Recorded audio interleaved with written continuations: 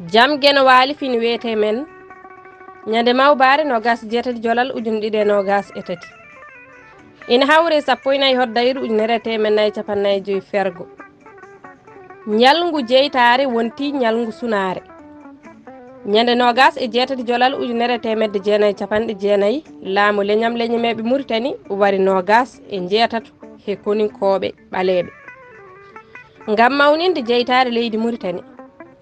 kala nogas jeetati Jolal ko sunare gendire leydi Muritani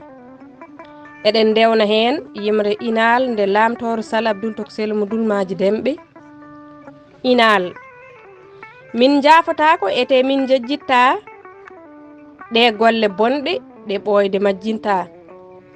laamu Muritani gandeɗo seedeji nguuri fenade majjata nogas e jeetati Jolal wonko jolno e ɓerɗe yaltata nde nogas e jeetato harbiyankoɓe leñolam cupta ɓe mbiyani mbaɗani yarga mbaɗa o lamɗo ƴiƴi weltinira kono ɗo amen ko mette ɓernde ɗe jaltata saabu ngu ñalnguɗo amen bayeji keewi e jurum mo gasata so gaño yamirama ɗon wargo sattata nde bonɓe nela yo gaddoy ngamela ala ko goto goto ɓe sagataɓe mbaɗa e nder niɓɓe jamma ɓe dewñina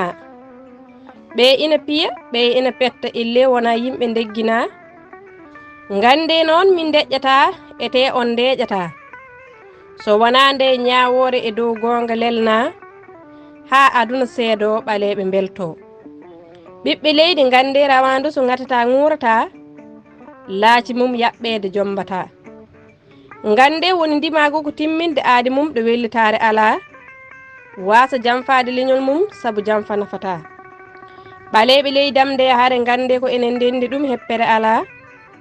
ndenten kaɓoɗen yaware caloɗen so en dewi polgu dañan kala to fenade wonno gubbiten lamdoɗen ñawore gonga pelliten ɗi ɓoggi e daaɗe kaɓɓiten rewo e worgo maayo wona keerol ganden enen kala daroɗen so polgu waɗi beele nden e palol daade maayo rewo e worgo kala beela dawren kala ko musno e ngu ñalngu beele sunare gusten mi ñaguima jomen nde o yafoto waraɓe men amin yaggeno koye dande Maymouna Oumar Diallo debbo mo heelanŋe